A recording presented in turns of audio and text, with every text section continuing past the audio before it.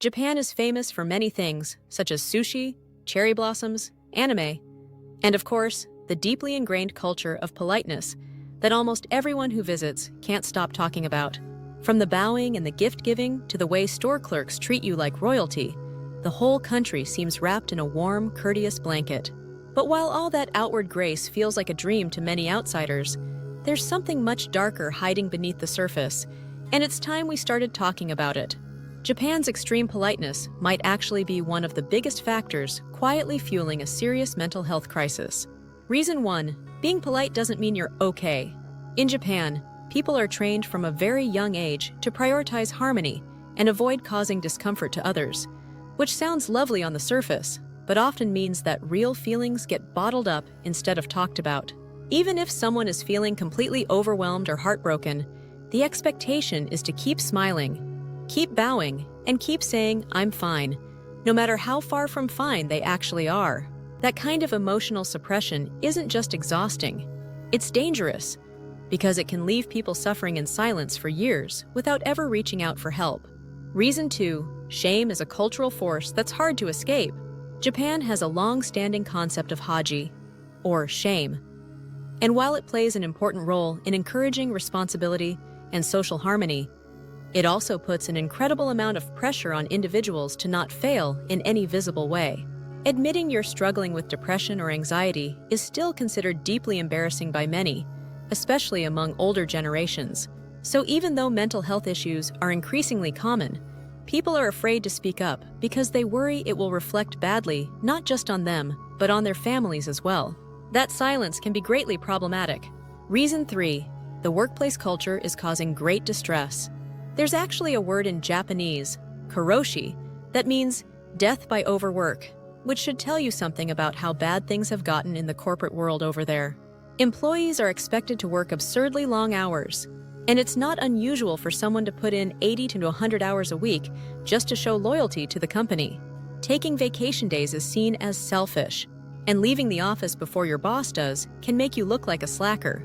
All of this adds up to staggering levels of burnout, stress, and in some cases, even more drastic actions. Reason 4. Appearances matter more than well-being. In Japan, looking like you've got it together is sometimes more important than actually having it together, which creates an atmosphere where people feel like they have to perform happiness instead of actually seeking it. It's not uncommon for someone to keep a spotless home, wear pristine clothes, and flash polite smiles at their neighbors, all while quietly battling depression behind closed doors. When the social cost of looking weak is so high, people just try harder to fake it instead of getting help, and that can turn into a vicious cycle of isolation and despair. Reason 5. Therapy still carries a heavy stigma. While mental health awareness has made some progress in Japan in recent years, going to therapy is still far from normalized, especially when compared to countries like the US or parts of Europe. A lot of people see therapy as something only crazy people need, or they worry that going will be seen as a personal failure. This is compounded by the fact that mental health services are often underfunded, hard to access, and not well integrated into the healthcare system. So even when someone is ready to seek help, they might not know where to turn, or worse, they might be discouraged from turning anywhere at all. Reason 6. Depression rates are alarmingly high. Japan consistently ranks among the countries with the highest depression rates in the developed world, and that's not a coincidence. While there are many factors at play, from academic pressure to economic uncertainty, the cultural tendency to bottle up feelings and avoid burdening others definitely plays a part. For some people, ending things feels like the only honorable solution, especially if they believe they've failed in some way or brought shame to their loved ones. That's a heartbreaking outcome that might have been avoided if mental health struggles were treated with the same seriousness as physical ones. Reason 7. Youth are cracking under pressure. Japanese students are under enormous pressure to succeed academically, and the competition to get into a good school or land a secure job is fierce from a very early age. Cram schools, known as juku, are packed with kids who already spend most of their day in regular school, and the expectation is to constantly strive for perfection. Add to that the social pressure to fit in, avoid conflict, and be a good kid.